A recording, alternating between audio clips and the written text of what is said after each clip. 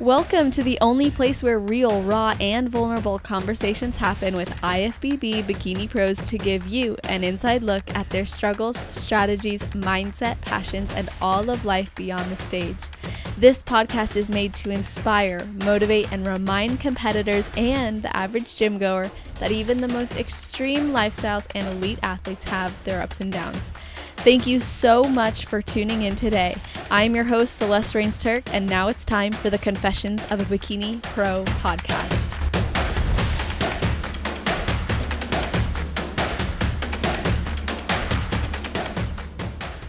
Today's video and audio guest is soon to be 39 years old and has been competing since 2013. She is living in Oregon and married to her high school sweetheart. This athlete is not just dedicated to being her best on stage and always improving, but she also received her master's in management and leadership in 5.5 months. She offers posing coaching and also has a mentorship business where she works with corporate women to provide lifestyle coaching and career mentorship. Before competing, she did ballet, rode horses, and played and coached softball. In total, she has done 24 shows, 13 of them being pro qualifiers before turning pro and winning the overall in November 2023 at the Ben Weider Natural Pro-Am. Welcome to the show, Megan Van Vleet. How are you doing? I'm so good. I'm so excited to be here with you today.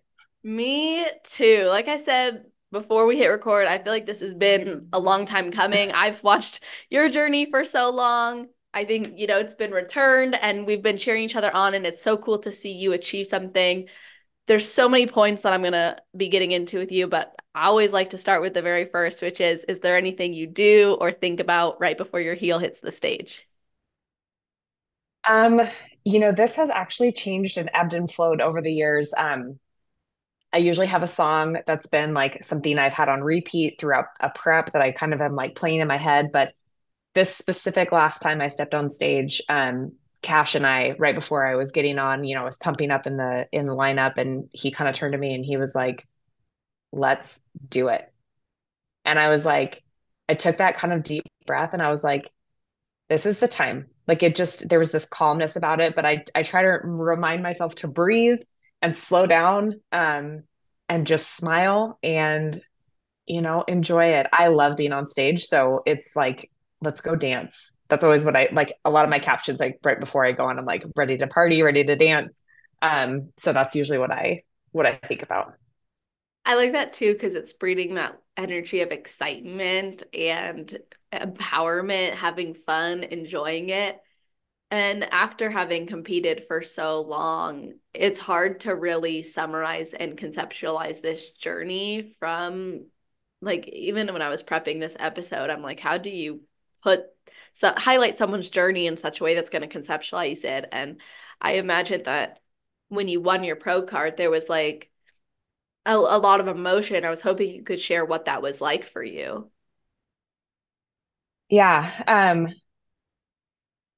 I have visualized that moment probably 1,010,000 times, right? Like the moment I remember the show that I even like had the first thought in my head. So the first win I had in 2013, it was in October. That was the first time I won my class, and I got done and I was like, I want to be an IFBB pro. And bikini was so young then, such a different look, a different vibe. It was just getting started. Um, and you visualize that moment and you think about it, because I'm a huge manifest your reality kind of person. But um, there's a couple things that I always wanted that moment to have. And one of them was getting it and being able to run out and see my husband. And there have been a couple shows throughout the years where he wasn't able to be there that I was really close to getting it. And I always had it in my head of like, well, you didn't get it because he's not here. And I know that sounds really stupid, but there's no way I could have done competing, gone after this goal. And we can talk about kind of how I even got into bodybuilding, but it wouldn't have been for him. Like he has been such a critical component of my journey.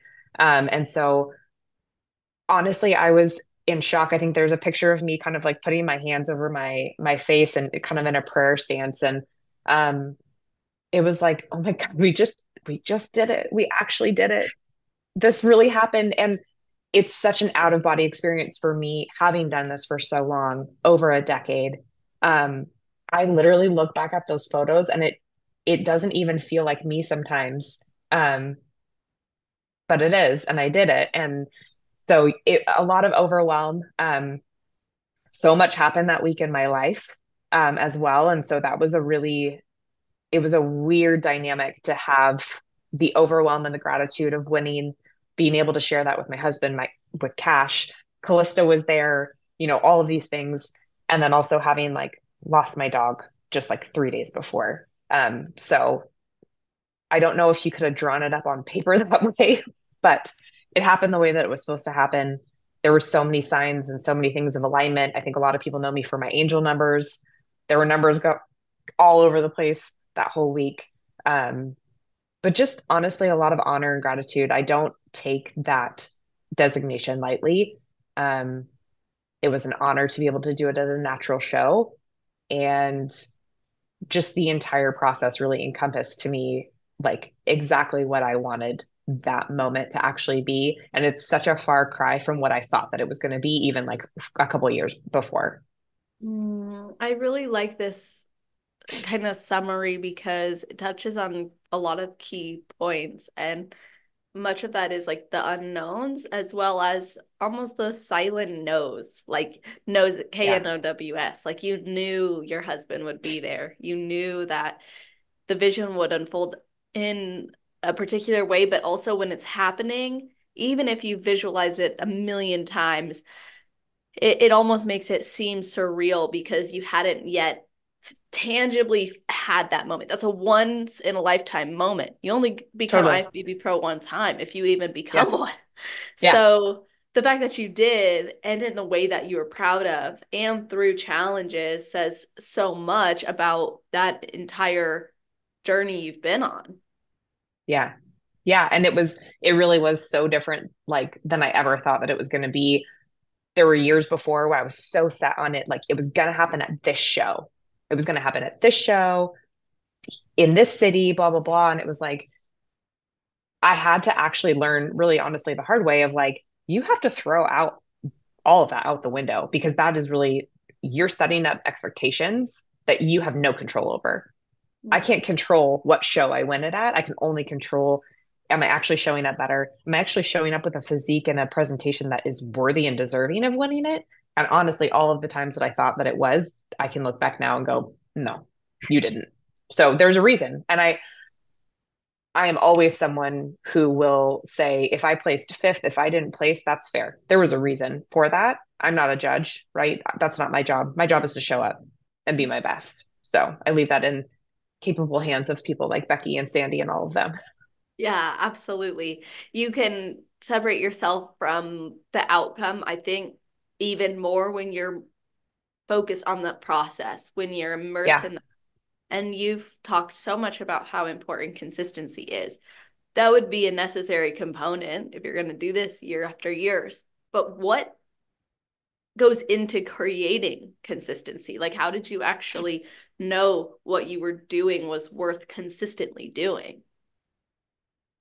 Yeah, I'm a very like type A OCD person. I think you find a lot of us bodybuilders are. It's why we are drawn to the sport because it naturally allows us to create structure and routine. I thrive off of it. I don't do well when I don't have my routine. Um, but I think, it takes being able to really hone in on your goal and being realistic about what it takes to achieve that goal. Um, when you're building a house that's brick by brick, layer by layer, right? It doesn't magically just go up one day. And so it's like you have to invest in the time. It's probably the one area in my life I allow myself to embrace patience because I am not a patient person in any other way. But building naturally, improving in a sport like this, time is your best friend. And so it's like, okay, this may not be my best day. I may not want to do this, but if I don't do it today, I lose today and I don't get it back. So you're investing every single day in that dedication of what this actually takes. And it's really cool now because I'm like reinvigorated with the idea of like, I have so much more to improve on. And I'm like ready to go like back into the gym every day and like work on that. And it's amazing to still have that after 10 years. Yeah, that speaks volumes to your passion. And I like how you said that the timing can actually be your best friend and the time you put into it. I also think it brings me back to what you said earlier of letting go of a lot of those expectations Yeah. of when it will happen. Yep. So, how did you find that previously having like it's gonna happen in this timeline? How did you find that impacted your journey compared to then when you let go of timelines? Yeah, I think before I lost sight of I lost sight of the why. So when I first started competing, I was just happy to be there, right? I'm just, this is so exciting. I like fell in love with it. My brother's the reason why why I even started competing in the first place. Um, and one of the things he told me when I was signing up for my first show, I was like, hey man, I'm going to do this. And he's like, cool, good for you. I'm going to tell you this right now. He goes, you're going to step on stage that first time and you're going to be nervous. And he goes, and you're going to make eye contact with a judge. You're going to smile. They're going to, acknowledge you. And he goes, and you're going to know in that moment if this is a one and done or if you're like, I want to get back up here and do this again. Hmm. And I was like, okay, sure, whatever. And I got up there and that's exactly what happened. And I looked like a deer in headlights. Like I think now people know that I'm very confident on stage. I have a good flow. I literally was like terrified. And I remember one of the judges at my first show, he smiled at me and I like loosened up and I was like, oh my gosh, I can't wait to do this again. And I wasn't even done with prejudging. It was like I had literally just started. Um, but I think along the way, once I started placing a little bit more, especially after the first time I placed nationally, which was, I remember walking back to our hotel room with my husband and being like, we did it. We did it. We cracked top five, like at a national show. It was junior nationals in 2018. And then along the way, all it became about was the placing. Hmm. And I didn't really care about anything else. And I lost sight of the fact of like, you got this placing because you've worked consistently to continue to improve. And I completely put that aside. It was when can I get back on stage? When can I do this again? I'm not placing. And my placing started to slide down. And then I spent years not placing. And I spent years bringing a physique that was really, I shouldn't have even been on stage. And then when I stopped and I realized, oh my gosh, I've completely lost sight of why I'm doing this. And bodybuilding is about self improvement. And you're going to earn what you want to earn through that. But if you're not actually taking the time to improve, time being again the key component, not just hopping from prep to prep to prep, you're never going to get anywhere. And so it's been through some of these longer off seasons and falling back in love with being so strong and enjoying the gym and enjoying the process. And it's like, I'll get on stage when I'm ready to get on stage. And knowing that that time is going to be something where I can see the improvements, it's tangible improvements. I feel like I am excited to be there. Um, but I spent years spinning my wheels and being really unhappy. And I think um, I said it publicly, at the beginning of 2023, I was about done because I really didn't enjoy the process anymore and I wasn't having fun. And I had really found myself in a space where I wasn't enjoying the sport anymore. Um, and honestly, I credit Cash and our early conversations when I was, reaching out to work with him, that he made me realize he's like, don't let something else steal the joy that I know is still there. And I rediscovered a love and had not only a really enjoyable prep, but just a really good season. Um, so What was making you doubt or question if you were going to continue? um, I didn't know if I still had a shot as a natural competitor. And that was my first question to Cash when I reached out to him. I've known Cash since 2018. He won his pro card at Junior Nationals, and I knew who he was. And obviously, his work with Calista, I got to see him coaching firsthand for years. Um, but I knew he was going to be someone who would be dead ass honest with me. And I felt like that was something that was missing in my life, was someone who was going to be real and raw. And so I reached out and I said, I have a question for you and I need you to be honest. And he was like, always. And I'm like, do I even have a shot? And he goes, yeah, but there's some things that's got to change and you Hmm. got to bring better. You actually have to bring what I know you're capable of. And I don't think you've ever brought that in full, like 100%.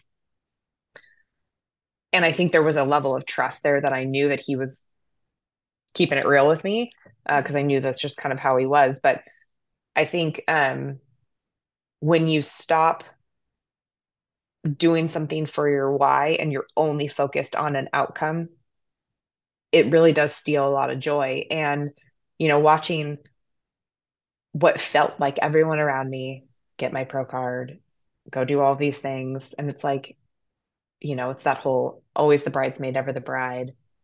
And Yeah. I was like, maybe I'm just not, maybe this just isn't for me. Um, and it's really hard when you've spent so long working on something to give up on it because I truly believe we don't ever actually fail unless we quit. We learn and we readjust and we pivot and we keep going forward. But if you quit, that's failing to me because it's like I'm no longer going after something. I'm no longer trying to do something anymore. So it was kind of taking a leap of faith back into myself to say, I believe in you to believe in you again. And we're Mhm. going to go after this one more time. And then when I realized I still loved the sport so much, I was like, I can't believe you almost hung your heels up. Like I sat in my living room one evening and I told my husband, I said, well, don't worry, this is probably the last season I'll compete anyway. So, Mhm. throwing my hands up. And it's like what I would have missed out on had I not gotten on stage this year. Right. Like it's just crazy to think about that. But obviously the universe had other plans. So The thing that stood out to me was you asked him if you had a shot and you were looking for that real answer. What if he had said no? honestly, I think Cashner's is shit, not to swear, but and I respect his opinion in the industry. Obviously, I mean, look at his clientele. He knows what he's doing. He has a very high level roster. I don't include myself in that group necessarily, but like, he has 7 or 8 girls he brought to the Olympia. Like, he knows what he's doing. I think he also understands the direction that the industry and the sport is going, particularly the bikini division. And I think he doesn't want people wasting their time. So if that had truly been the case, I would have probably had to do a real check in with myself of like, okay, I've got someone who is high up in this industry, well respected, well connected, telling me, listen, it's moved in a different direction. And I just don't think you meet that. And it's like, I think when I reached out, I was ready to hear Mhm. whatever it was that was the truth. I just wanted the truth to be told to me. Yeah, that makes perfect sense. Like in your mind, the story was maybe I can't do this because I'm natural and I've been at this for years. I'm not getting what I want. I have been dropping in placings. But then you get that you wouldn't have asked if you didn't still have that glimmer of I can do For this. sure. Yeah. And I'm like crossing my fingers, being like, please say I have a shot. Like I really, I wanted that, but I think I was ready for a change. I was ready for a new perspective and a new shot at my shot.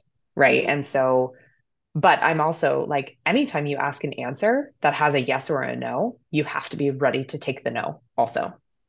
You have mm, to be emotionally ready for that. And again, I've been at this for 10 years. Like, I don't want to spin my wheels. And again, knowing none of the other components of what I do, training, nutrition, that does not change. So had the answer been no, then great. I'm going to go keep lifting. I'm going to go keep checking my macros and doing all that stuff.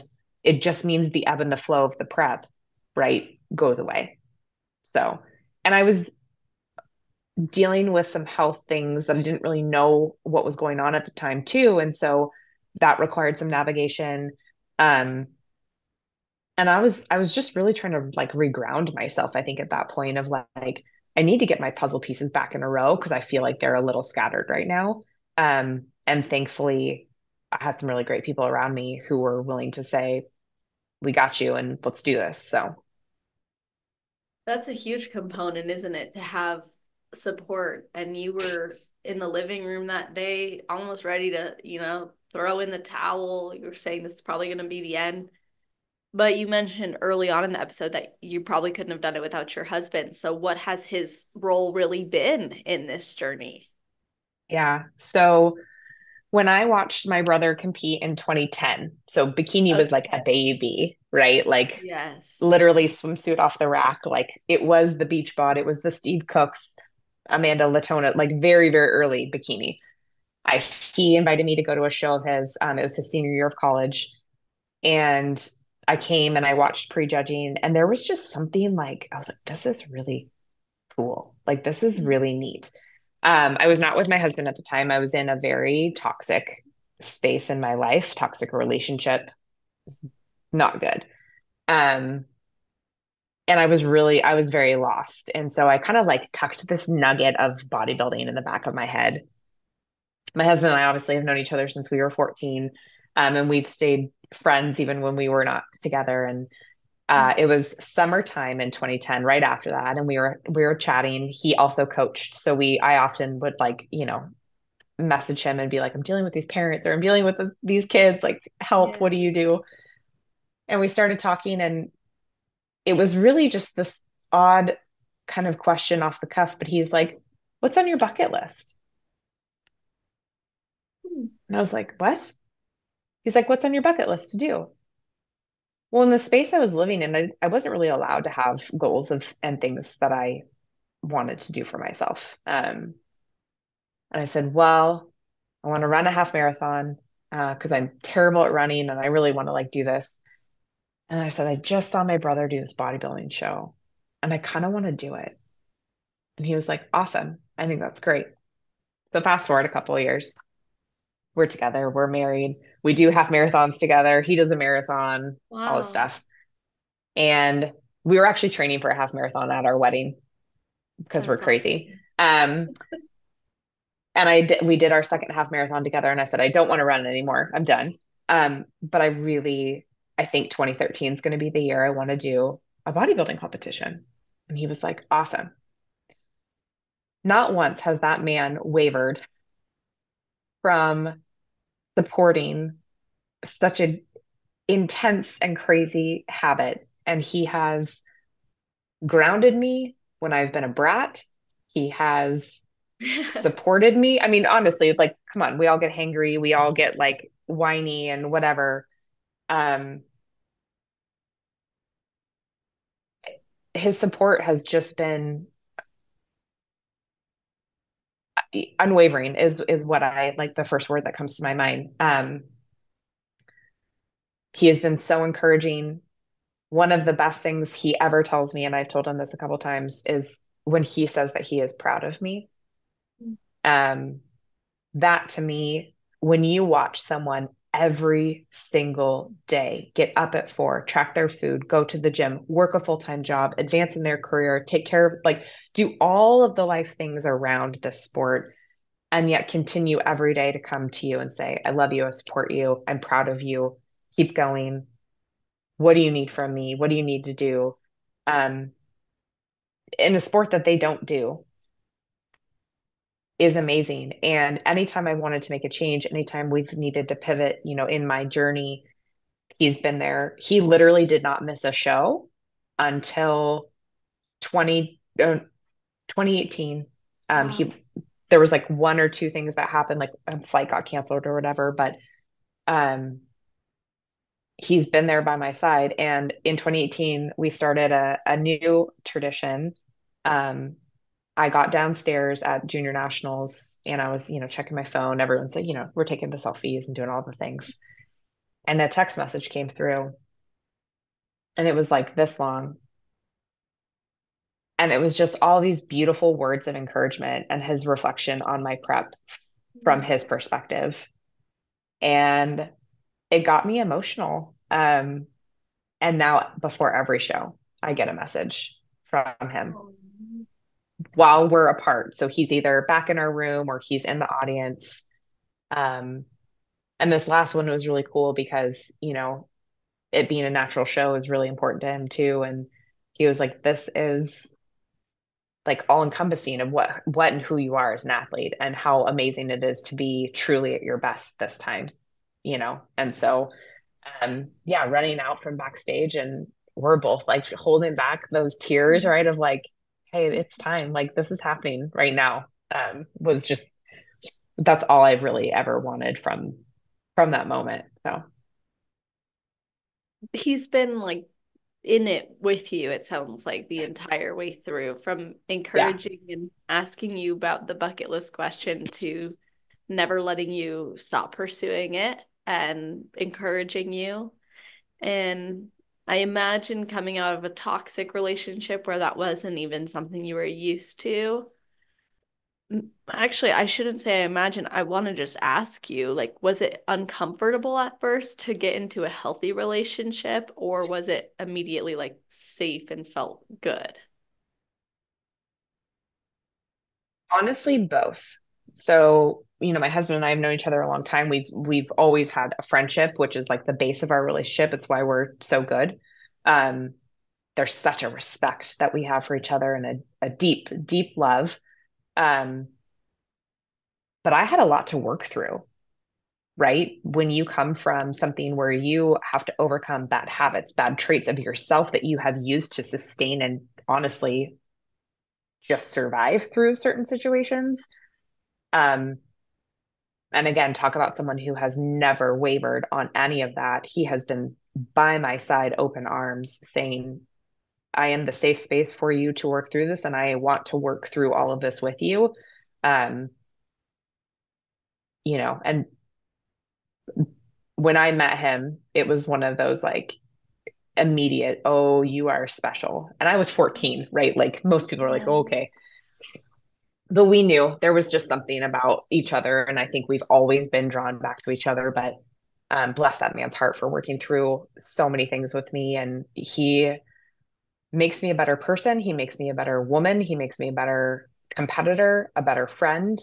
Um, you know, and we are celebrating 12 years later this year together. And honestly, like we are better, stronger, happier. That honeymoon phase is still here. We live a beautiful life. And I'm just so grateful for him. Like, I don't think I could tell him that enough, but to have your partner be your best friend and also someone who has helped you grow as a person um, is priceless. And that's a commitment that we've made to each other of we're not just going to be together, we are going to grow together and we are going to support each other's dreams and goals and ambitions together, as scary as that may be sometimes and as hard as it is.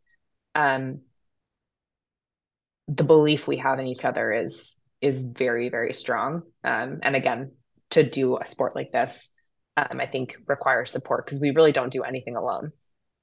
so true. We don't do anything alone ever. There's always, especially when you are into something like this, it's easy to think it's a selfish or isolated sport, but you need people. We're communal beings anyway. We're born from another person.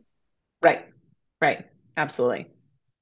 You know, it's really nice to hear you talking about him in that way too, because I think it provides insight into maybe others who don't have a relationship yet could look for, or those who are in relationship can continue to grow towards or foster more and see that it's possible to maintain that support for so long.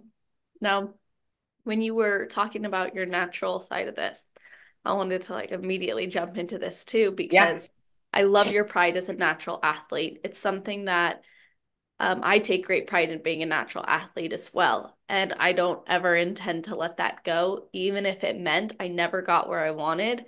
It's just Hmm. the principle for me, like getting to the level that I can, pushing my limits without doing that.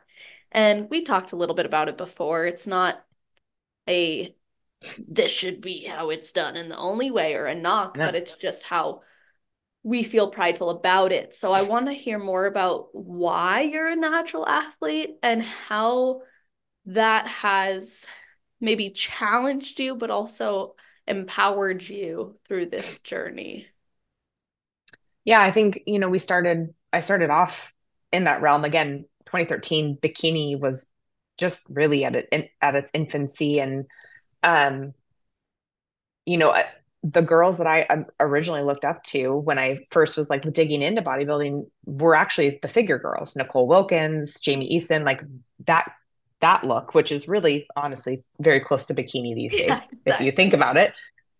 Um, and I think, we talked before, it's like when I was early on competing, I really did have a I'll do whatever it takes mentality. And I think had I been maybe with a different coach, there could have been a persuasion into that, but it just never got there. And I'm so thankful that it didn't. Um, because now I value my health and my longevity so much. And I think um within the commitment of this sport and the time that it takes, it is that it's the commitment of I don't really care how long that it takes me to get where I want to go. I know the way that I want to do it, and I want to be 60, 70, 80 years old and still be strong and healthy. Um and I think that I don't care what anyone else does. We talked about this earlier. I could care less. I don't care if you take PEDs. Great for you. You're assuming the risk. Hopefully, you're working with someone who understands that and is helping you navigate that path appropriately and healthfully. I think being in healthcare as my like corporate job, I see so much health and lack of health. Um, I know what I'm doing by weightlifting and eating right and drinking my water and going to bed and all of those things is investment in my health. And so I've just taken that approach. There's no desire for me at all to go that way. And I had a lot of people ask once I turned pro, "Are you going to stay natural?" And I was like, "Why would I? Why would I not? Yeah.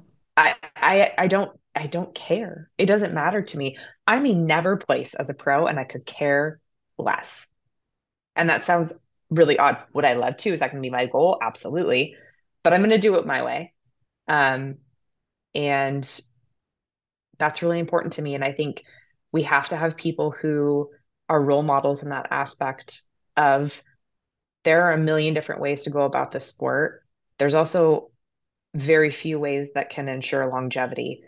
Dieting the way that we have to diet and doing what we have to do to get on stage, if you are truly getting lean enough, and I mean lean, which is uncomfortable, it looks cool, it doesn't feel great, that takes a toll on your hormones in your body in itself.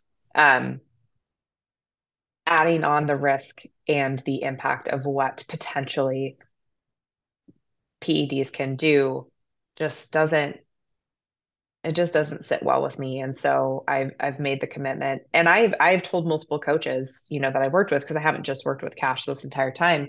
We've had the conversation of, I'm a natural athlete, and if you don't want to work with me, then that's fine. And I've been really thankful and lucky that everyone has said, no, I think that you can do well without it. Um, and I've never had drugs pushed on me. And I know that that's not the case for everybody. And it makes me sad that others get blindly told things and get kind of guided on that path without the education. Um, but I've also not been afraid to say, like, this is kind of who I am as an athlete. Um, and I've had that respected. And I really do appreciate that from every single person that I've worked with. Absolutely agree. And I love how you said it's sad there's some people who have it pushed on them. I personally have had a similar experience to you where it hasn't been pushed on me, but there have Yeah. been mentioned things like you responded really well to this. You might consider going this route. But to me, even that route feels too close to not natural.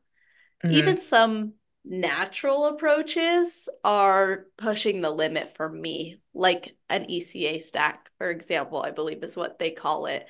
Like, I don't want to go and get an over the counter medication to Right. enhance my results either. So I think people define sometimes natural differently too. And it's important to establish your boundaries before you put yourself in that position. And while that's difficult, especially now, I feel that there's this rush, there's this pull to get to where you want to go now, be there immediately, to gain a sponsor or to gain representation. But it's risky. And then you also have people now saying how sometimes because of the required look for even the bikini division, you're Yeah. already putting yourself at so much risk, even by being natural, because you've got to push in a particular way, that some people are arguing that enhancements could actually be more healthy of a route. So now I want to hear from your healthcare perspective and what you've seen, or maybe um, just your overall outlook on it. If someone were to say to you, like, I'm feeling pressured to take drugs because of the direction of the division, and but they've wanted to stay natural, they're now oscillating, what would you tell them? I would first ask their why. How long do you want to be doing this? Is a temporary sport, no one competes forever. Um, is a temporary sport worth that risk for you? And they may say yes, and that's kudos to you. Then I would say, I hope that you're working with a clinician. I hope that you're getting labs on a regular basis. I hope that your coach has experience cycling you on and off. I've heard of coaches that don't cycle their clients off and they're on drugs year round. That's terrifying to me. Um, I hope that you have an outlet to express your concerns and your questions, because I think a lot of people just get told, just do this. This is your plan. Um, and I hope that when people do express their desire to stay natural, that whomever they're working with is honest with them and saying, great, then it's going to probably take you a little bit longer than you think. And that's okay.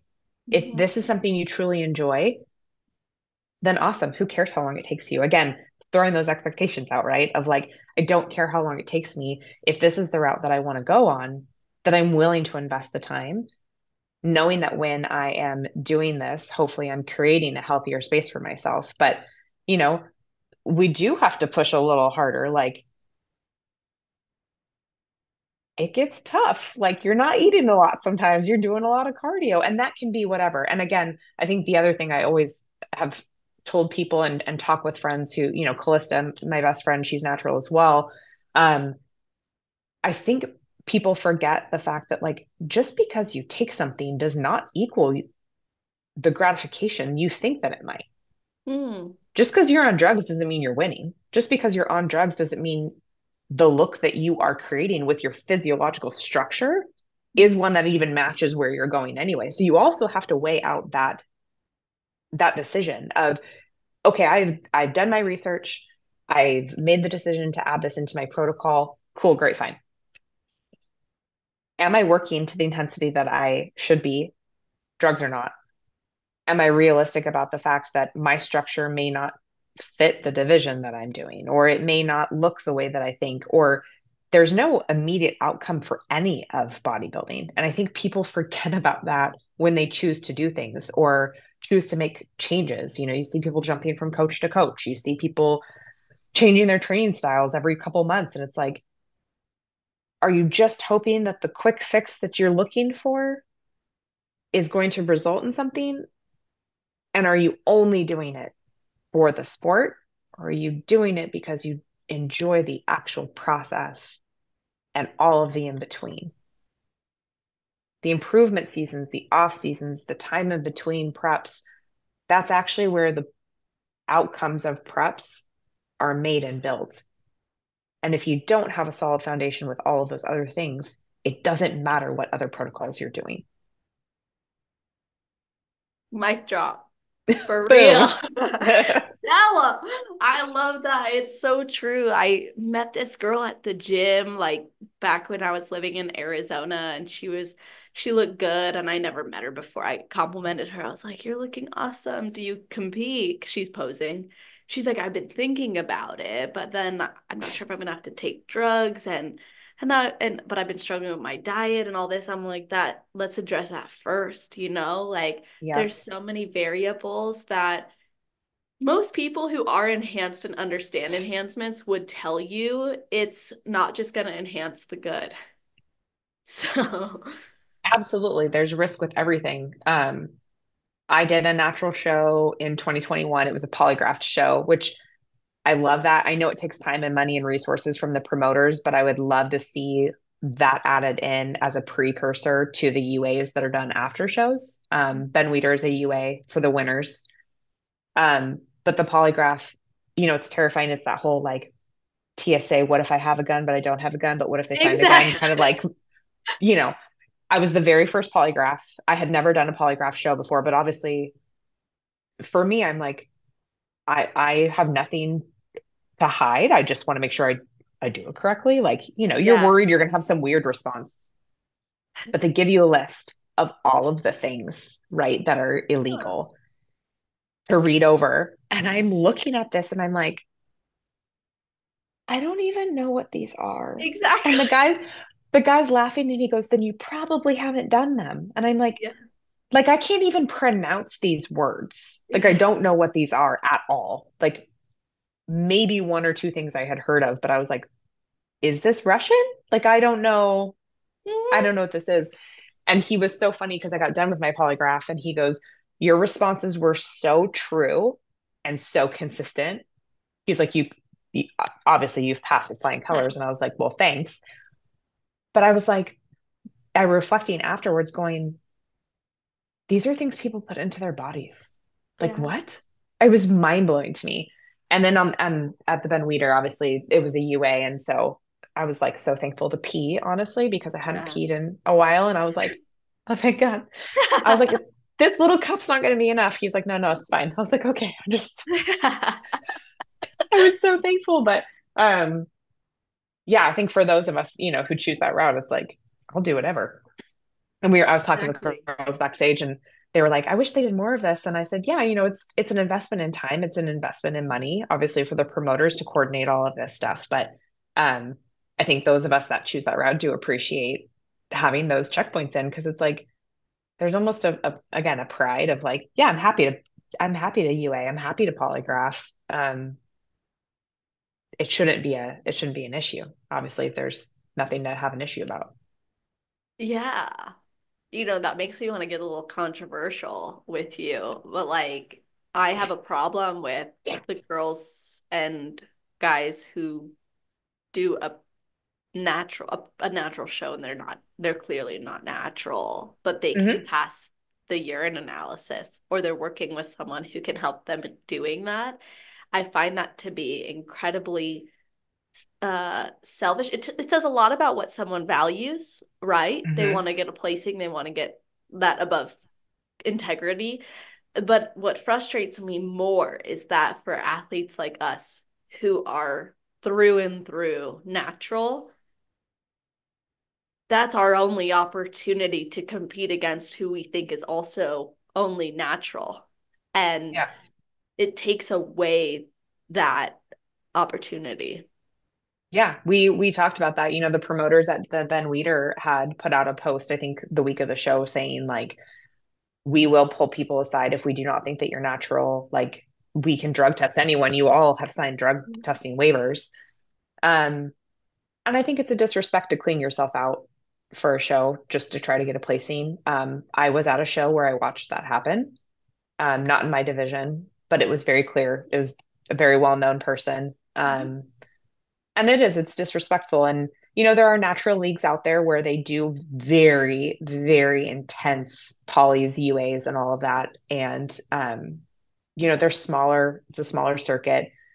There aren't as many options in the NPC and the IFBB at this current state to do that. And so when you identify the shows that you want to do within our league, um, that are natural, it's, you are doing that so that you can compete at the highest level, right? Which is, I liken the IFB to the NFL versus Mhm. a different football league, right? We're trying to compete against the best, but we also are knowing that. And someone asked me, do you think it's a disadvantage? And I said, only if you assume the victim mentality that it's a disadvantage. Exactly. So you can make a situation whatever you want to make it, but I don't see it as that at all. This is my choice. And I, again, don't care what anyone else chooses to do. Um, but I think those that try to play the system, um, it is a disrespect to those who that has been their pathway the entire time. Mhm. And to that, hearing you say that there's some that are doing polygraph tests and even UAs, I'm like, so what happens when they find out that athlete used illegal drugs. Are they now responsible for knowing that? Like, I don't know how that could have potentially affect them legally. Yeah, I mean, they report, obviously. They have to let them know that they didn't pass the polygraph or they didn't pass the UA. A lot of those leagues have rules in place where they're no longer allowed to compete in those leagues.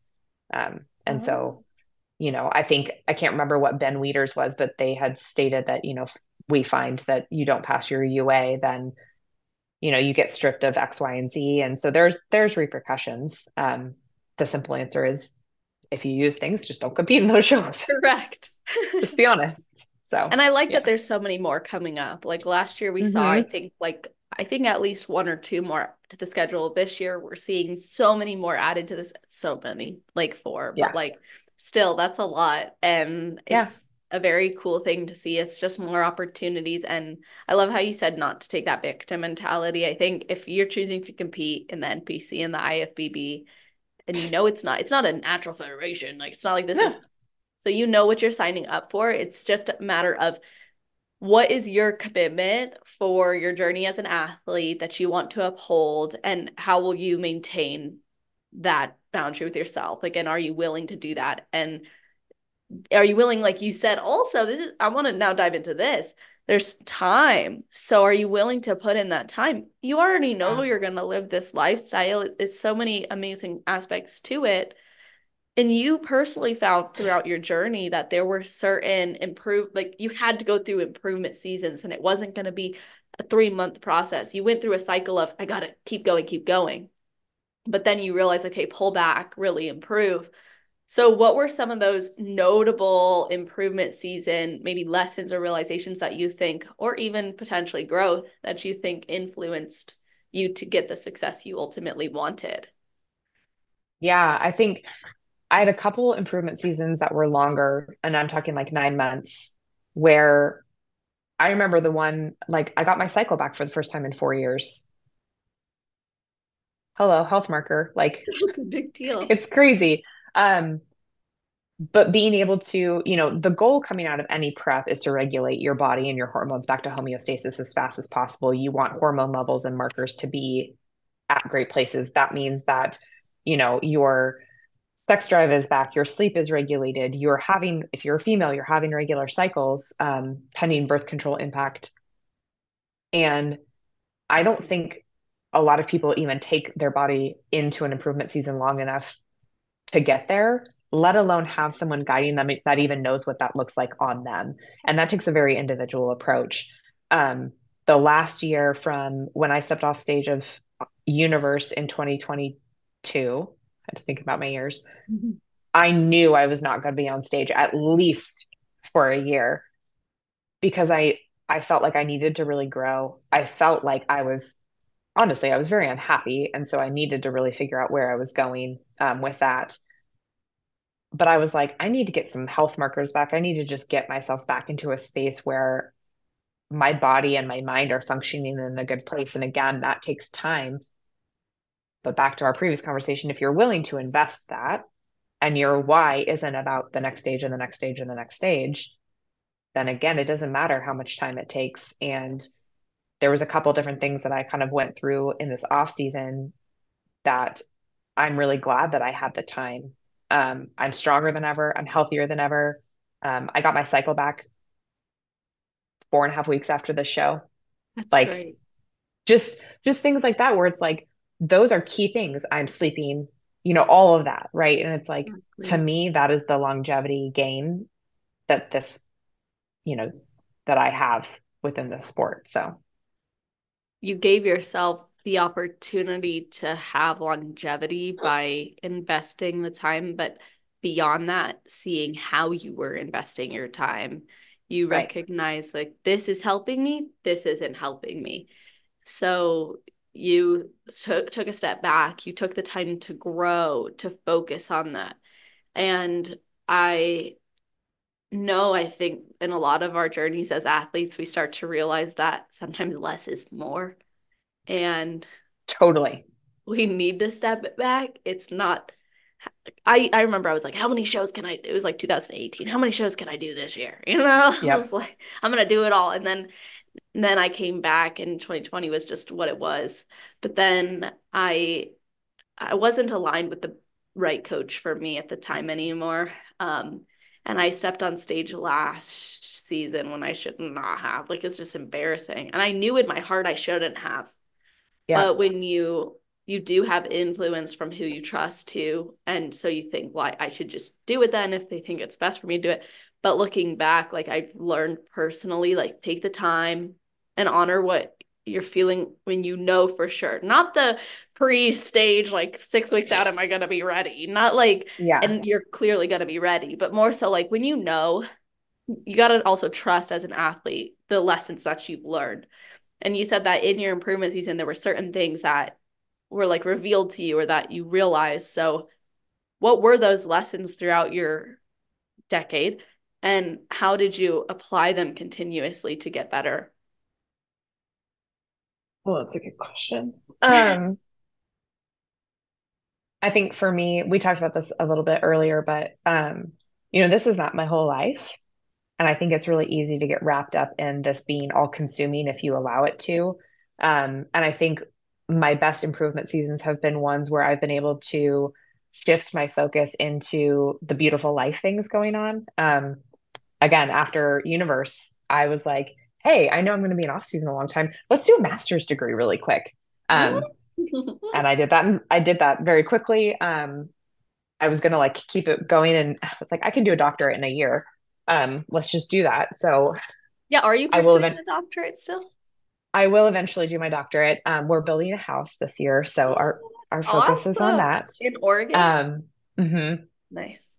Yeah, we're really excited. So we're both from here, so we're just like planting roots for forever, which is fine. But yeah, I was like, I wouldn't have been able to do that had I just been rolling through prep to prep to prep. Um, and I think that's something where I see a lot of girls struggling to figure out, what do I do with this improvement time? And I'm like, this is where we gain all of the other life things, and not allow the sport to be everything. But it's given me so much. It's given me structure and organization and dedication and willpower and commitment and being able to work through hard challenges. All of those things I apply to my work, um, the loyalty to my relationships, to my friendships, um, the time and the space to be able to say, I have food in my system, I'm fueled, I am strong. What else can I do with my life? There's so much we want to give and do. At least that's how I feel. I'm like, if someone could be in my mind, I think they would go crazy. It's like overwhelming tornado of thoughts and ideas. But I think those are the things that have allowed me to sustain and have this add to my life. I told a gal I met at Ben Weeder not long ago, I'm like, this has to enhance all of the other things going on in your life. It cannot be your life. But if you truly embrace that beautiful component of this, it will continue to give.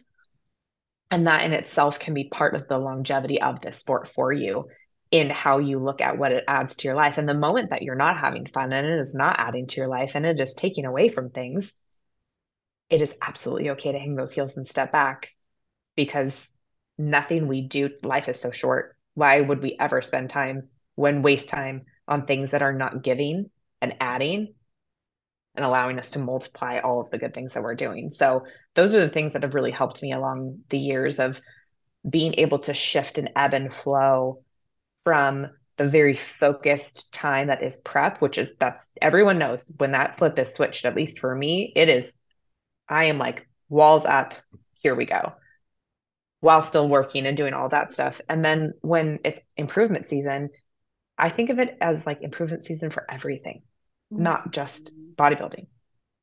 What else can I do and add in my life right now that I have the energy to do and the time? Because I'm not doing 2 hours cardio, or I'm not, whatever it might be, or I just don't have the energy, right? There's days I come home, it's like I've trained, I've done my cardio, I've worked a 10-hour day, I'm done, I'm tapped, I'm out. And I think for me, something that is a strong characteristic for myself, I actually got this feedback in an annual review from one of my bosses, and she goes, you have such a beautiful way, and then a way that you set boundaries for yourself where you have no you don't care if anyone else doesn't understand that boundary. It's your boundary. And you're very, very good at setting them and sticking to them. And I try to empower my teams with those same boundaries as well for themselves. Um, because we're so much more than bodybuilding or our job, right? We are whole human beings. Um, and I think we're the only ones that get to set those things for ourselves. If you're looking for competition heels, jewelry, and fun competitor extras, then visit shoefairyofficial.com and use code Celeste for a discount at checkout.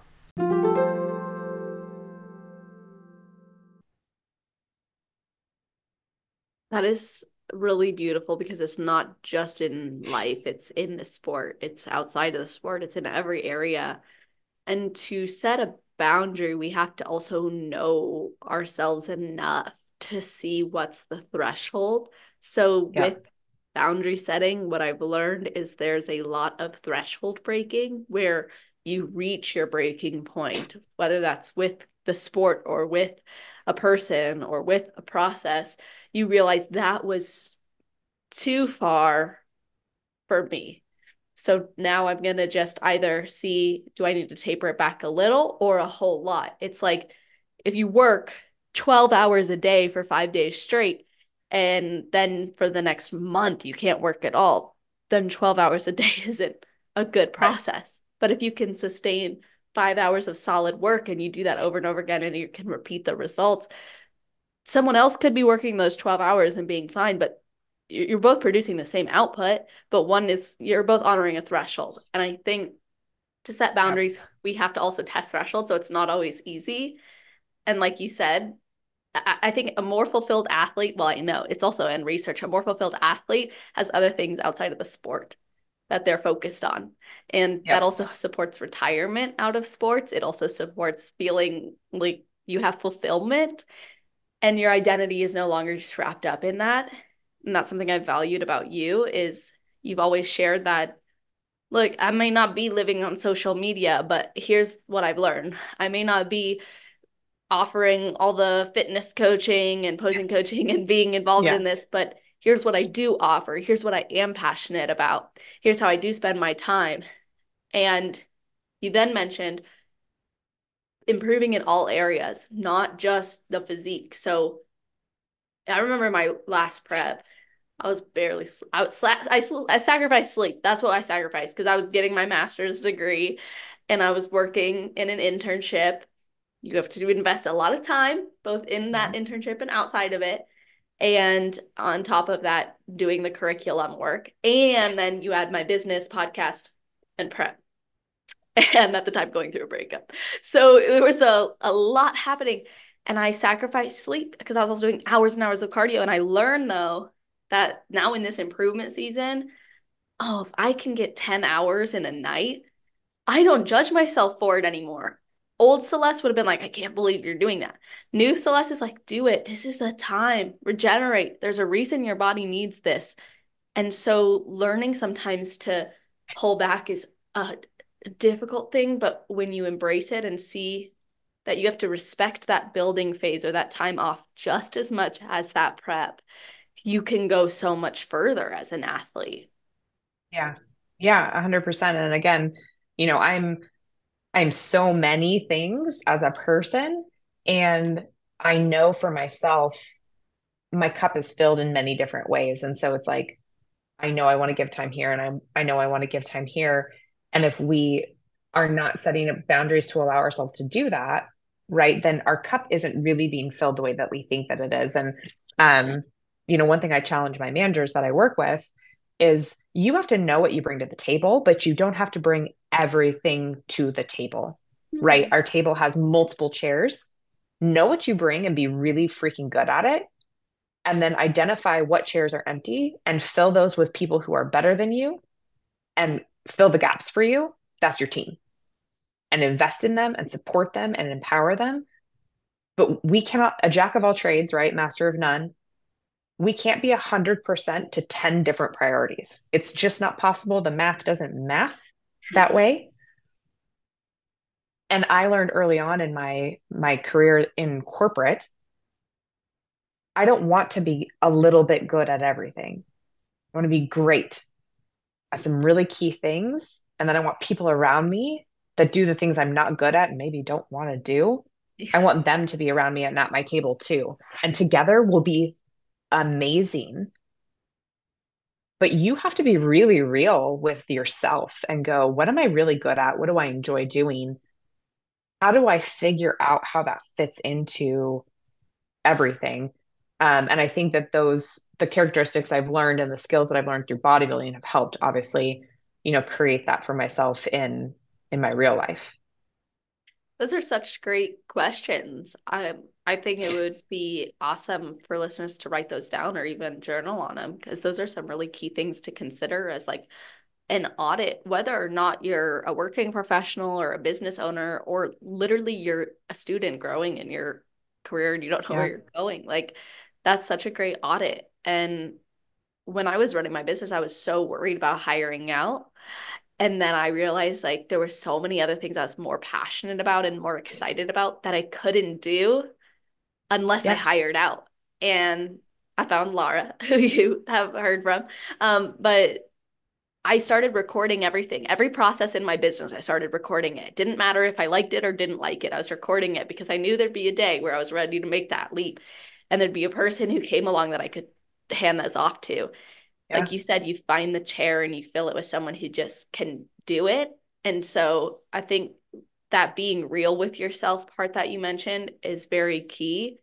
And while we're on the subject of improving life, I want to hear more about your consulting and the work that you Yeah. do there. So, what inspired you to launch into consulting professionals one on one? What does that consulting look like? And can it also be for people who already are maybe living a fit lifestyle? Can they come to you for the other aspect of it? Yeah. I feel like I have so much energy to like give. And one thing that fills my cup in my professional life is my one-on-one interactions with my managers and really mentoring them, onboarding them, developing leadership pathways for them. And I thought, how can I impact more people? One thing that I work with my team on is, and I've watched this happen because it used to be me. When I got into corporate world, I was so focused on I'm going to be this, and then I'm going to be a VP, and then I'm going to be a this. And I was so focused on the title. If you had asked me what impact I wanted to have on people, I couldn't have told you. Mm. And then I had some very key things happen in my professional career that really grounded me back down. And I was like, gosh, it's so much more about the impact. Who cares what title you have? You can make amazing impact on people in any role with any team, a team of one, a team of 20, doesn't matter. And so I really started shifting into that. And so literally last year, I was like, I want to start connecting with other people because I've been in the corporate space for 16 years. I've been in the health and fitness space beyond bodybuilding really for, over a decade, 11 plus going on. I have personal training certifications. I have behavior change certifications. I have my master's degree now, all these things. Rarely do you find coaches, programs that don't just hit on how can you be your healthiest self, but also how can you develop career goals? How can you work on yourself as a professional? And I think a lot of us try to piecemeal that together. And I'm like, why not offer that as a one-stop shop, right? I can be not only a lifestyle coach and mentor, but I can also be realistic with what is your job? How do you fit in taking care of yourself while you are working a 60, 70 hour week while having kids and a dog and a home and all of those other things. And so my consulting is two-pronged. We have the one-on-one mentorship component where we sit down, I call it my leadership lifestyle blueprint, right? We sit down and we map out the key areas of your life with activity, with nutrition, with that confidence, that behavior component, and then the career. Where are you at? Where do you want to be? Where are your barriers? How do we get you from point A to point B? What type of leader are you? I think being able to identify and develop your leadership identity is really key. What are your founding principles? What are your core beliefs? Authentic, supportive, genuine, whatever it might be. And how do we move you into that space? And then the second is a business to business offering where I actually work with businesses, or my goal is to work with businesses to help them develop leadership development programs within their organization. I've seen firsthand how beneficial that can be. And if you look at why people leave jobs, one is compensation, but two is lack of development and lack of support within the organization. And I think that people can spin their wheels really easily trying to figure out how that works. But that was actually my capstone project I developed for my master's degree, was a full on leadership development program, an initial year long program setup with follow up components where we integrate education and trainings and connection with other leaders. Um, and I think that that is something where you are telling your leaders within your organization, I value you, and here's how I want to increase your own value. And I think development programs can also be a great way where everyone may be in the same organization, but I'm going to get something different out of it than you are because we're two different people and we lead two different ways. And I can meet you where you're at, and it's a win-win for everyone. So I'm really excited to get that off and running this year, and connect with people. I think there's a need. I've seen it in my own kind of corporate life and landscape. Um, and the development program is cool because there's a feature of it that has a pipeline for people who want to get into leadership. And how do we build those skills? There's no handbook that says, okay, you're a manager now. Here's what you do. Here's how you lead teams. Here's how you connect with people. Um, and I think being able to provide corporations and organizations some principles and some foundational elements that they can build on for whatever industry they're in, because it does, this is like applicable everywhere, will allow them to strengthen their own teams and find empowerment within those people. And you may have people who you didn't even know were interested in leadership coming into these things. And again, it's a win-win. If you are investing in your people, you're keeping them there, which provides experience and value coming back into whatever industry and the teams that you have within your group. So that's kind of where my mind is at. It's scary and overwhelming to think about launching that, but like I know it can be so good. I just have this like core feeling that it can be really, really impactful. For sure. Like you can't run away from that feeling. Once it's been put on your heart, you got to see it through. Like you said, it'd be failure to quit. And so I Right. think it's great that you're pursuing that. And you have clearly like this amazing vision. It's like you know what you want to provide. You can vocalize what you want to provide. It's going to be awesome for people. I think there is a missing piece, especially within the corporate landscape, from what I've heard from others, that this is a need. And I think if you fulfill that need, I imagine it won't just solve the personal issues that maybe come from not having that fulfilled, but also the broader issues, like why are so many people going away from their companies because of this? Why are so many people focused on the money and not the impact, or the title and not the impact? Like you're also resolving, it sounds like anyways, part of your mission is not just resolving maybe the internal conflict, um, or what someone wants to accomplish, but also the broader conflict that is leading to some of these issues. Yeah, I think, culture is such a huge component, right, of any group, whether you're a team of four or a team of 400. Um, and I think when you have people who are bringing their best self into that landscape, especially in corporate, where, I mean, it is at the end of the day, we've got a bottom line, we've got business to do, we have clients to take care of, whatever it might be, but we're still humans dealing with humans.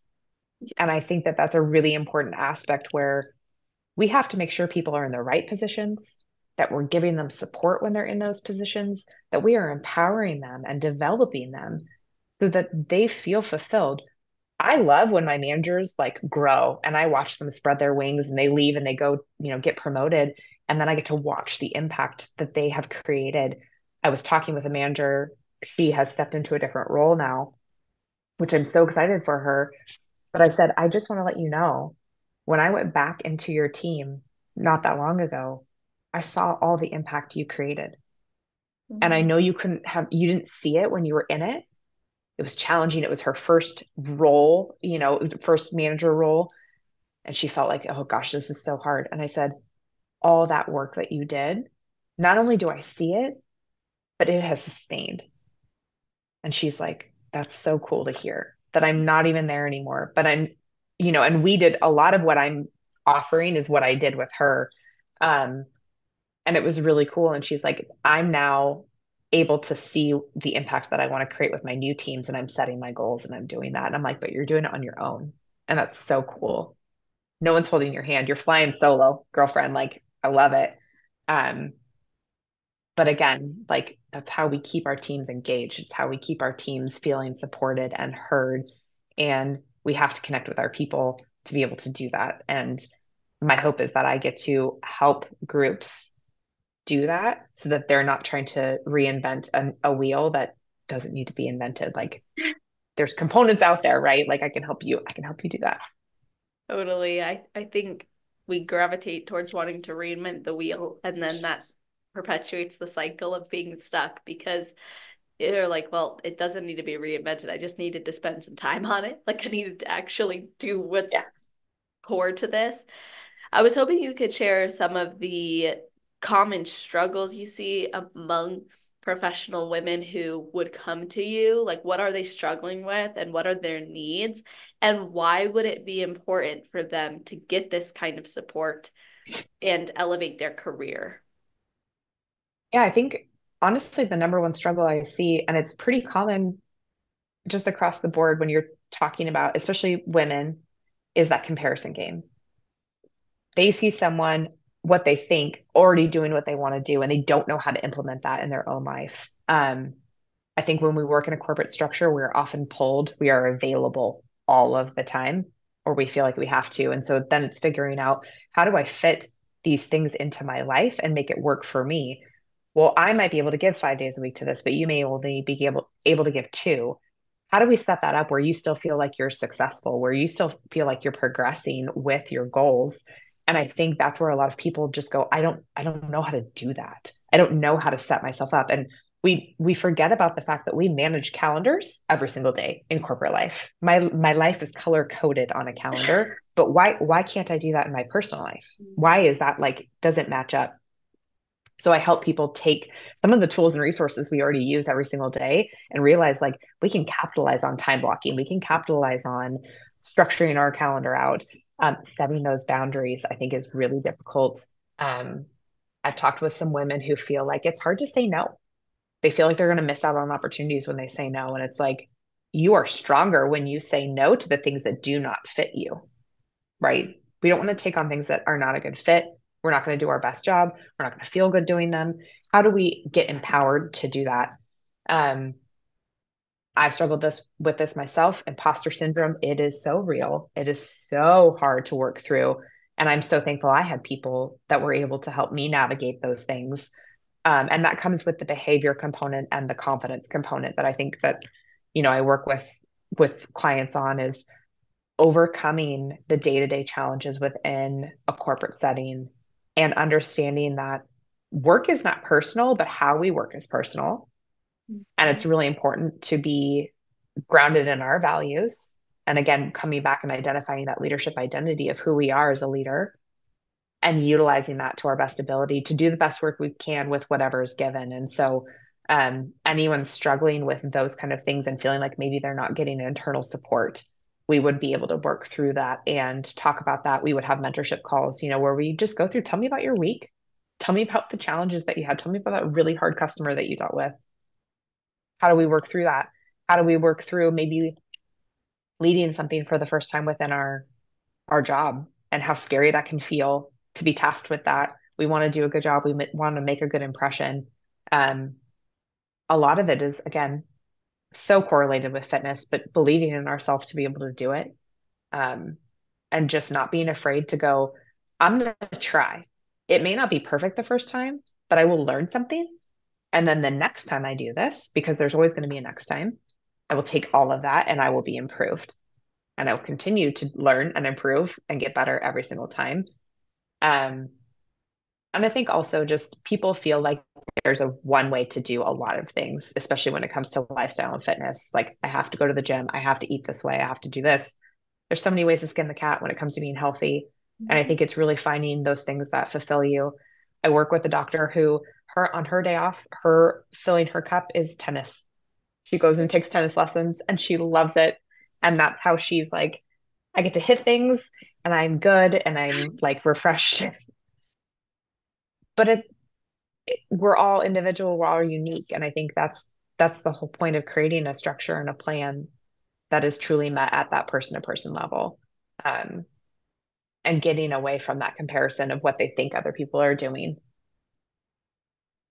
Absolutely. And as I'm listening to you talk, I'm thinking so much of this is psychological. You mentioned behavior change, and Yep. Yep. there's things going through my brain as like from that counselor perspective too, which you'd understand, which is like people will seek to confirm beliefs they already have. Yeah. So if they believe that they can't say no because it will make them less desirable as a person to go to or rank lower, let's say, then they're going to seek ways to confirm that cycle by saying yes, taking on too much.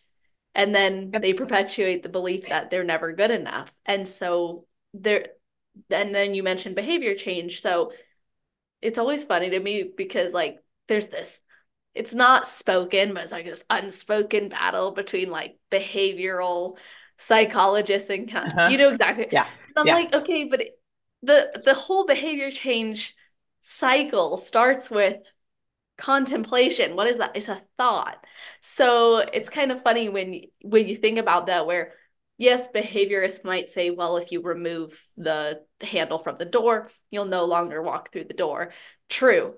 But if the door handle cannot be removed and you're thinking about opening the door, now the behavior change has to start somewhere else. So that's a very random example, but I think so much of what you're doing is so great because it sounds like you're challenging not just what someone's doing day to day and evaluating what they're doing, but also understanding the thought behind it and who they are, who they want to be. Just like in your journey, you're like, oh, I'm more fulfilled when I'm focused on impact. That's where I should put my effort. And now it's like blossomed into all of this for you. Yeah. And I mean, a lot of where I'm at now has come from misstepping, right? We learn a lot when we make mistakes if we allow ourselves to learn from those mistakes. Um, and early in my leadership career, I was the person who always said yes, always. And at first, it felt good. Everyone can turn to Megan. Megan will take that on. Megan will do it. And it very quickly got to a point where I was very overwhelmed. But I actually didn't even realize I was overwhelmed, but I was spread very thin. And I was trying to navigate some specific instances in my job where I didn't make the best decisions and I didn't do what was best for my people, but I thought that I was. And what I was actually doing was creating some harm. And I had some very hard lessons that I had to learn. And it really almost impacted my career completely. Um, and at first I fought that and I was like, no, this is wrong. You're wrong. You're wrong. And it wasn't until I paused and said, wait a minute, I know how capable I am. I know what I could actually be doing. It doesn't matter where I'm at. Again, it doesn't matter my title, right? I can make a really great impact wherever I'm at. And through that, I know I will prove that I am capable, worthy, which I don't really love using that word, right? We're just capable beings. Everyone is worthy of whatever they want to be worthy of. I'm capable to be in any upper position I want to be through the impact. And when I switched my focus, I'm not even joking, it took maybe 3 months for that change to occur. Wow. And all of a sudden, opportunities started opening back up, and people started saying, I think Megan would be a good fit for that. I think Megan would be a good fit for that. And all of a sudden, I had multiple opportunities presented to me to get back into spaces where I had a higher level of impact due to a title, but I had really learned a lot more about myself. And I knew whichever one I was going to go with, I was going to be in a better position for the people I was going to end up working. And then within a year, I got the opportunity to move up again. Mm-hmm. And not because I was chasing the title, but because I thought, oh, wow, those are two groups I really want to be a part of. And I really want to work with those types of doctors and those types of patients and those types, that area of our organization, I'm just going to go after it. But very similar to bodybuilding, I said, if it's not right now, it's just not a right now. Mm. So I'm going to give my all to the effort of applying for this position and applying for this promotion. But if it doesn't work out, there's a reason, and I'm okay with that. I'm okay with the yes or the no. And it Mhm. happened to be a yes. And I'm 3.5 years in now to this director level role. Um, and it's great that the title's there. That's cool. But I get the opportunity to work with some amazing people and some amazing doctors and a really special patient group, multiple of them. And that's what's way more important to me than what my title is. And again, opportunities then continue to come to the table. So That is such a great perspective because I think it's not about where you're at or what you are according to others, but it's what you make of where you're at and what you are. yep. Because, like, when you see, I remember going to school and like the cafeteria lady was so awesome, like there'd always be someone who, or the janitor, there was someone who just touched your Yeah. soul and they made an Yeah. impact, but they didn't have the title of principal or dean, and Right. some of them made more of an impact than those people because it wasn't ever about at least a felt impact by the student, I should say, because I don't know what was happening behind the scenes, obviously. But that was cool. And then there were some, I remember throughout school, there were some deans that were like, oh my gosh, this person's so awesome. I'm not afraid to go to their office. And then Yeah. there was the other ones where you're like, everybody, be quiet, hide, don't let, So I really Yeah. like how you identified that it's not so much the title, although it is, should be proud of it, embrace it, just like you've shared in some of your posts. Like, don't downplay that success, but not at the risk of, it sounds like, anyways, not at the risk of what you're capable of providing and fulfilling through that title. Yeah, absolutely. I think, you think about the people you interact with on a daily basis, like someone at the gas station or someone at the coffee shop, they can be that first smile of your day. They can be that little thing that sets your mood off. That's a huge impact. You then take that energy through the rest of your day. And I think one of my goals through this consulting and through this mentorship is like, if I can be that for somebody else and think about the spread that that has on their life and their environments, people I will never know or talk with, that's huge impact. That's huge change. So I think that's what's so special to me and what is giving me so much energy about this opportunity. That's awesome. You've seen the impact you've made from pursuing that and from doing that in your own life, that how valuable and fulfilling it can be for others to open themselves Yeah. up to that too. And Yeah. I think it's so awesome that you're applying everything from your journey to help more people the way that you already have.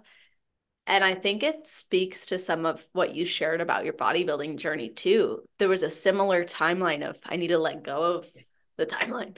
I need to Yeah. let go of the title. I need to let go of the wins and focus on that execution. And you said something earlier that I was like, I need to ask her what this means to her, because I Yeah. was like, I would be remiss if I didn't. But you said you hold, not, don't quote me, but you said something like you hold the high regard for the professional title. Yeah. So, what do you hope to maybe represent or exemplify through that title now compared to when you were amateur? I think I just want people to see, hopefully through what I share, the little bit that I share, um, that if you want something, you are the only person that stands in your way of getting it.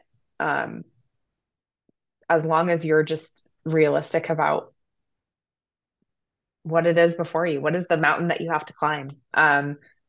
Disregard time throughout the expectations, the when, the why, the how, the this stage, that whatever. Um, you know, being an IFBB pro, being a professional athlete of any caliber, small percentage, right, of the people that get there. I do not take that for granted. I know how hard I worked. I don't have to I don't need to prove that to anybody necessarily. I know what I've been through over the last 10 years. Um, but that's just because I never stopped trying to go after it. And going back to the earlier comment of kind of the environment I was in prior to this last like 13 years of my life, um, I spent a lot of time hearing how I could be better, how, you know, other people's needs were more important than mine. Um, and I lost sight of even the idea that I could have goals for myself, that I could go after something that just you're made to feel not important. And I think when you're working through that and you have identified something that, to your point, you said the other day on a post, like I have this God-sized vision on my heart, right? And I need to Yes. figure out the way to like make this come true. It's like when that's put on you, you're the only one that can tell you no. You're the only one that can actually stop that journey if you allow it. And so I hope people see that through my journey, that you see a girl that is extremely resilient, um, that age doesn't really matter because I started this later than a lot of people I think do. Um, and that I haven't done it alone. And I Mhm. think that my appreciation, every single person I've worked with throughout the 10 years has taught me something, whether I work with them still or not. They've been a part of where I'm at now. And I wouldn't be exactly where I am now had I not had every single step that's happened over the last 10 years happened. So, yeah, I think I just want to make the most of this time and being in this space now. And I hope that people see my enjoyment and my love and my energy for where I'm at. And maybe someone out there is like, hey, I could do that too. I have no doubt about that. Like, I already know that's true. And you said that even though you don't share much, but when you do share, it's always like, wow, that is insightful. It's awesome. And throughout this episode, you've talked, and I'm just like absorbing because the way you share it is so inspiring. And reading your post, like I was going back through it this morning. I like to do that, before podcasts, like let me get even more acquainted, let me get in that mindset. And I was like, even though she may not share as much as someone who's, posting everything on their story and living that, way, I think when you do share, it's like, wow, that's from the heart, like you can tell that this was really worth sharing, I guess you could say. It was meaningful to share it. And I think that part of a post that you had made a while ago, you had said that you used to seek people for inspiration based on their physique. And you realized there was growth that occurred when you were no longer seeking inspiration because of physiques. What do you personally find inspiring? Because you just listed how you want to inspire others. Yeah.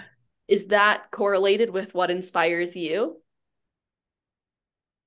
I think the people that inspire me most are honestly the real authentic people that are not afraid to just share and speak. I don't need a perfectly edited photo or whatever. Again, because I don't do the comparison game anymore. And again, that takes time. We all go through that. I did do that. I think we all do that. Um, I am me. You are you. They are them. Period. You're gonna look how you look. I'm gonna look how I look. I can go, dang, I really want some bigger shoulders. Like I'm gonna go lift heavy on my shoulder day to day, right? But I think the people that inspire me are ones who share a lot of their why.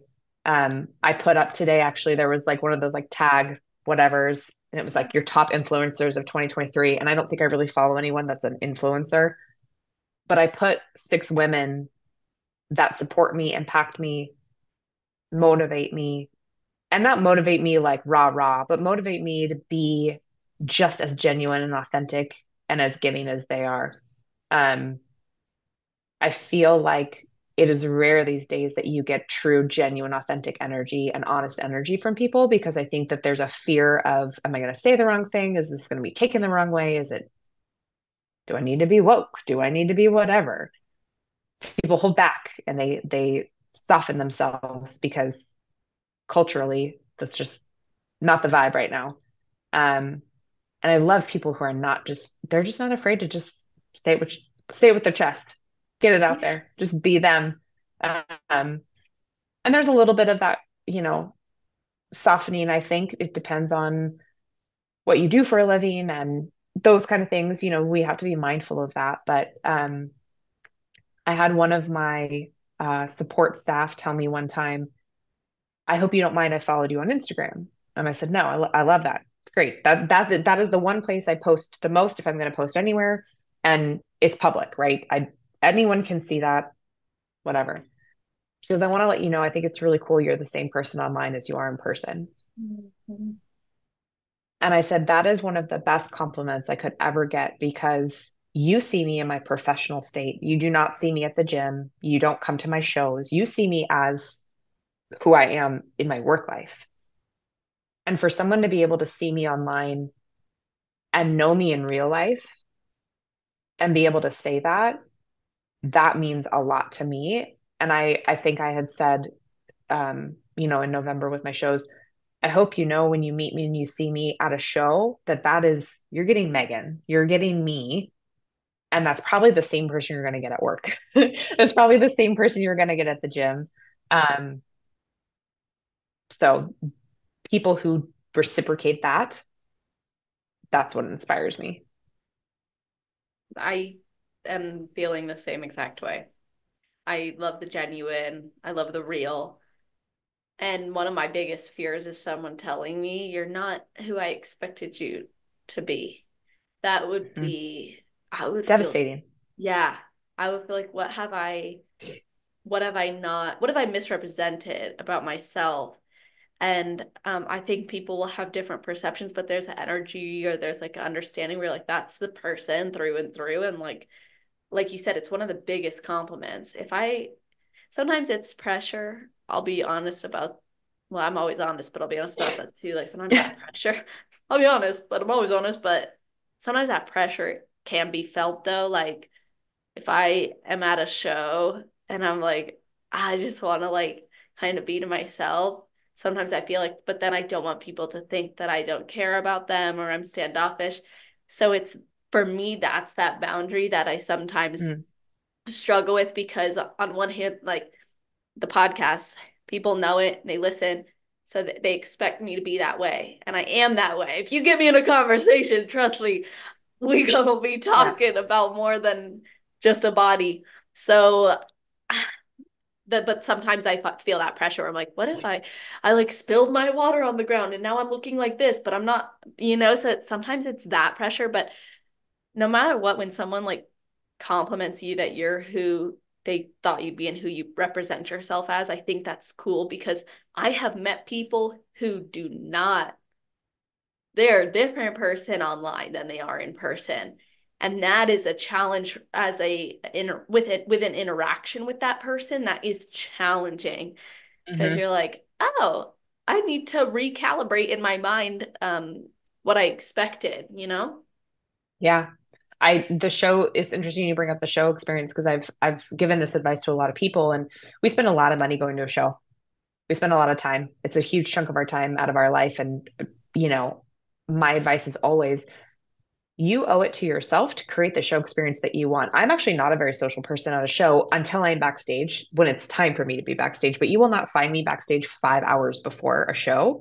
I want to be in my room with my husband, usually watching the Food Network. Yeah. Um, just being honest, I'm probably playing Candy Crush. Like that's just what I do to like zone out. Um, I'll go down when I want to, and it's usually when I text my coach and be like, "Do you need me down there? How about now? Is it good? We're good." Yeah. But it's funny because there's people who have been like, "Oh, I'm so excited to hang out with you at a show," and I'm like, "I'm sorry to disappoint you, but that's not my show experience that I want to have for myself. That's not necessarily why I'm there. I will enjoy conversation and company when I am in the space to do that." But for me and how I create a very calm and happy space for myself on show day and make sure that I am tuned into myself and what I need to do is I'm a very introverted person when I am by myself anyway. I'm actually more on the introverted side than extroverted side, even though I love to do this and public speak. Same, same. Um, but I think it's really important. I think I find a lot of people go, well, I feel like I need to XYZ. Mhm. and they tailor their experience to what they think everybody else wants them to do. And my comment back to that is, how many of those people actually impacted you being here? Mm. And are you getting anything out of that, or is it for them? Are you going to where they want to eat or where you want to eat afterwards? Are you, all of those kind of Yeah, things? And that's a it's good like, point. I hear people not having the best show experiences, and I wonder how much of that is because they're not actually dictating the experience for themselves. They're allowing others to dictate it for them. Such a great point. There was a show experience where a few first time competitors continuously asked me questions that I didn't want to spend energy on answering. This was like back in the day. And I was very patient and understanding at first, but then I got to the point where I was like, I have to separate myself. I think you're going to be Yeah. okay. If you have questions, talk to the expediters or contact your coach because I'm not in a position to support you without feeling resentment. And I don't ever want that to be my experience. And that was probably my first time I had to be like, no. And even sometimes backstage, you're like, that corner looks really busy. That space looks better. I'm gonna go over there. Even if so many of the people you would normally connect with are over there, but like it just feels better over here for now. Like I've been learning and trying to like honor that more versus I have to be here and then I have to be here and then not that people are demanding me. I'm not saying that at all, but sometimes it's that like I don't want to be too closed off, but I love your advice there of like what is it going to do for your experience? How will it be your best experience? Yeah.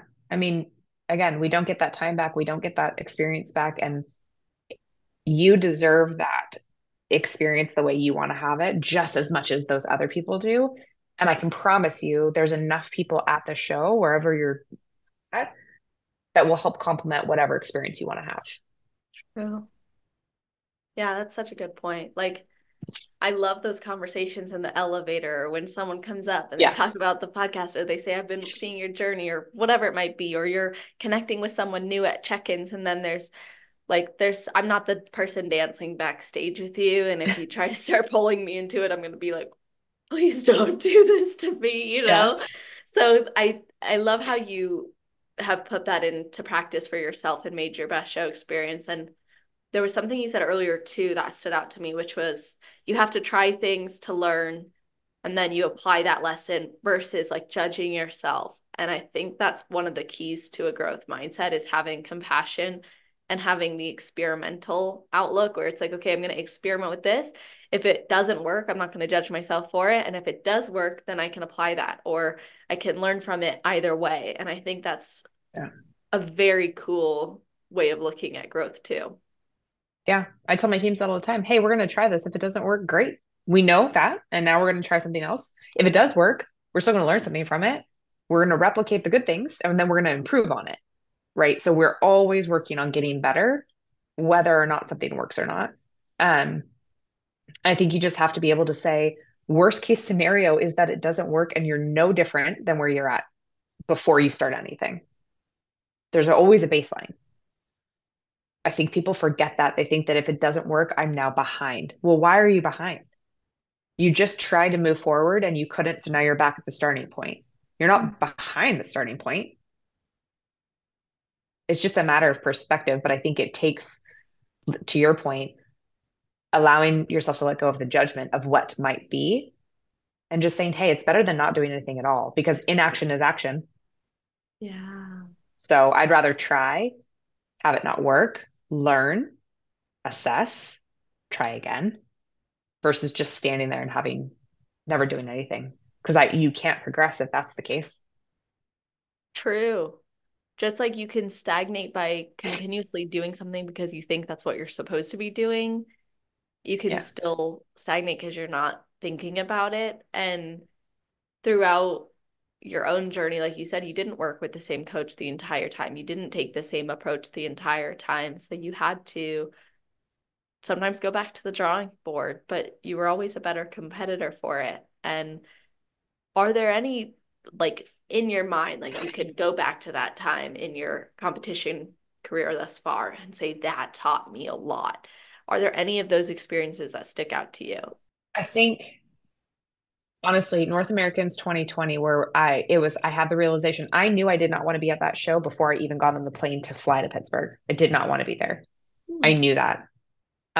It was one of the worst show experiences for myself I've ever had.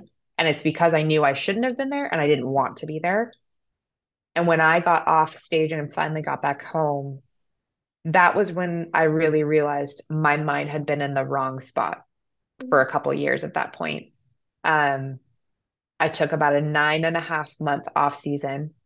Um, and I said, I'm not going to get back on stage until I'm doing something I want to be doing and that I enjoy doing. And I came back to North Americans in 21 and placed fifth.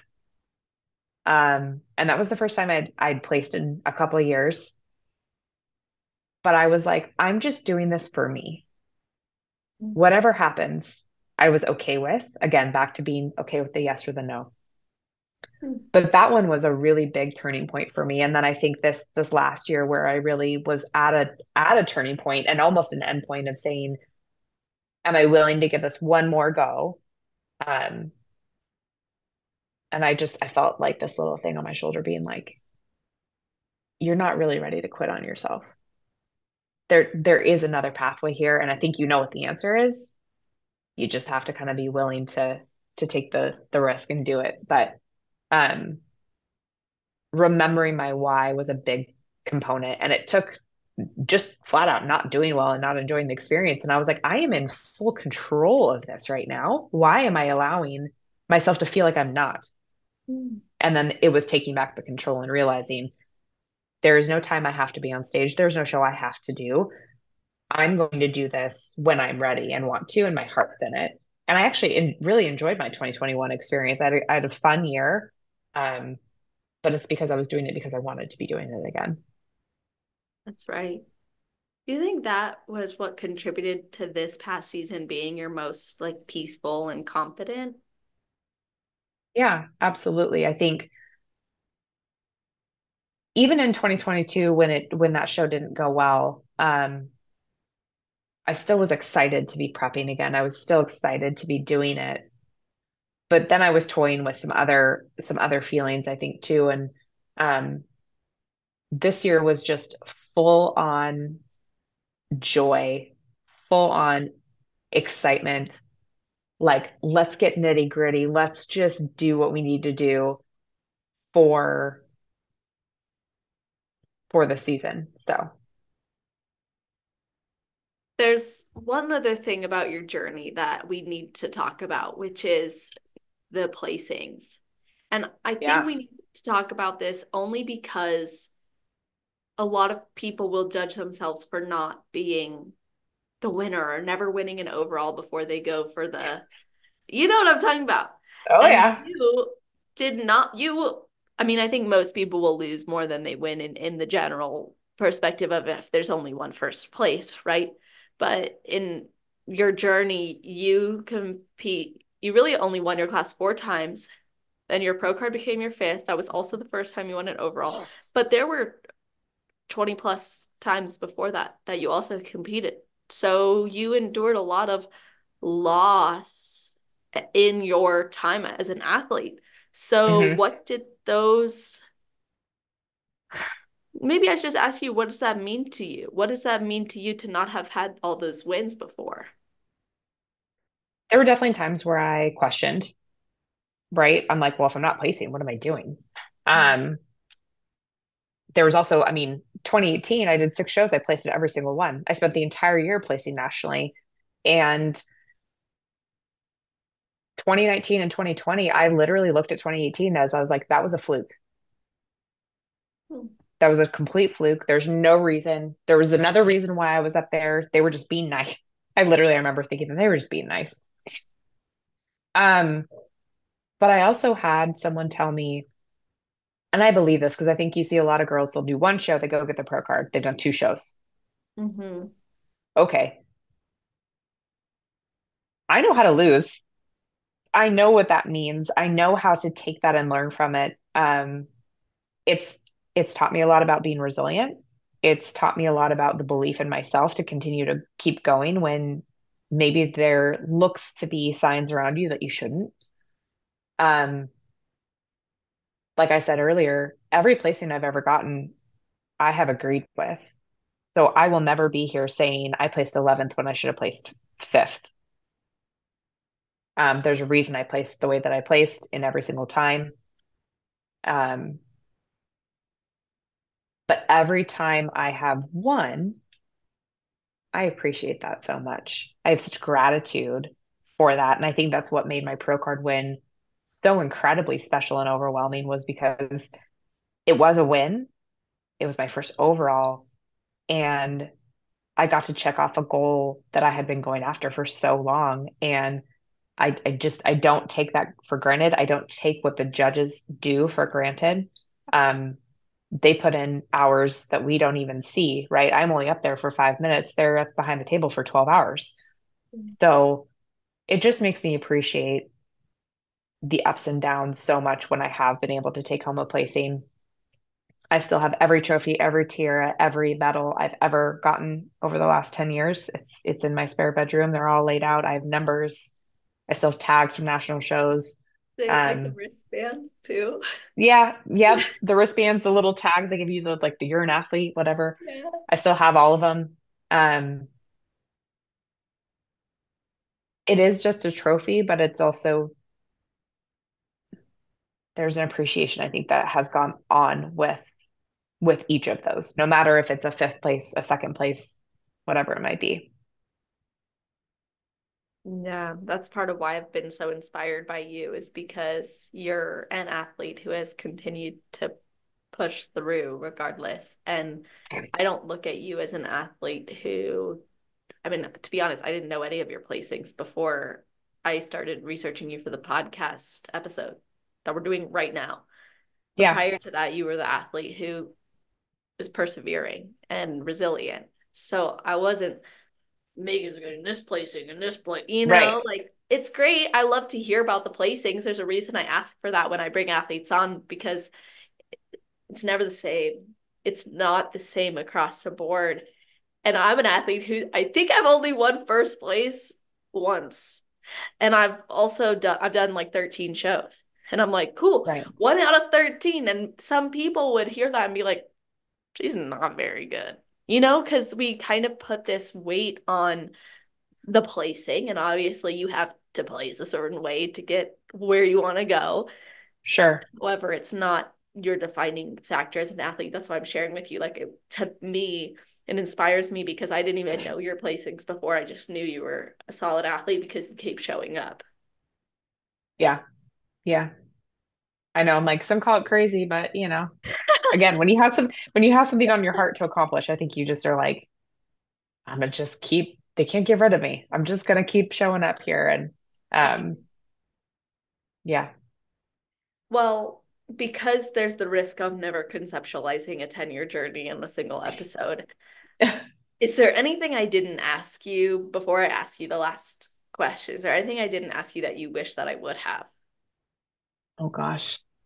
I don't think so. We've had such a robust conversation. I'm I like, know. I feel like we should just have another I conversation. No, I agree. can't think of anything. I can't think of anything. I'm happy to talk anytime. Yeah, that would be awesome, especially because now that I've got the studio in the other room, I'm gonna start doing in-person experiences. So that would be, if you ever feel like coming out to South Carolina, that would be Yeah, awesome because it's really the next step of the podcast and that's awesome. another one of those moments where you're like, I gotta pursue it because it's on me to do Absolutely. it. So let me ask you your best advice then. So, what is your best advice for someone who has never competed before but would like to? And then your best advice for somebody on their road to pro? I think my advice, if you haven't competed but want to, know your why. Have a really good reason for why you're getting into it. Um, and do your research to figure out who you need in your corner to do it the way that you want to do it, whatever that looks like.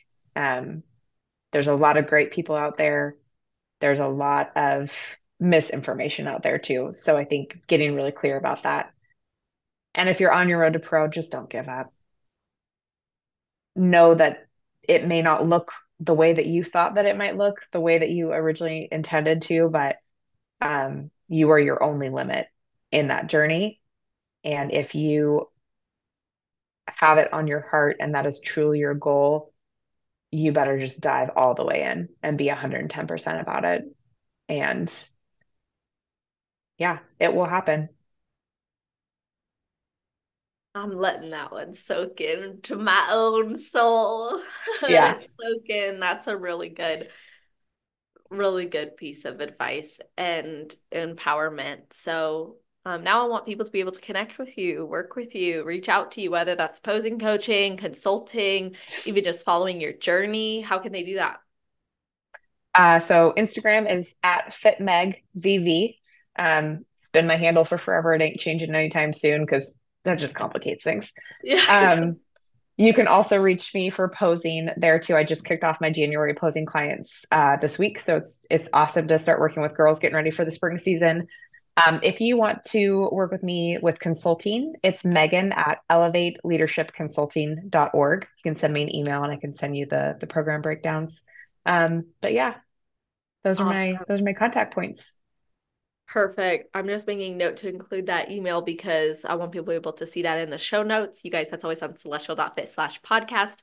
If you're listening on Friday morning when it came out, it'll be at the top of the episode page. If you are listening in the future, scroll down to the category section and it's all alphabetized. So you'll be able to find the episode there, not just the links for how to connect, but also full episode timestamps and a written episode summary, like what you'd find on the back of the book, as well as a bulleted list of the topics we covered. This way you can share it with your friends, your family, your teammates, and let them know, hey, you should totally listen to it.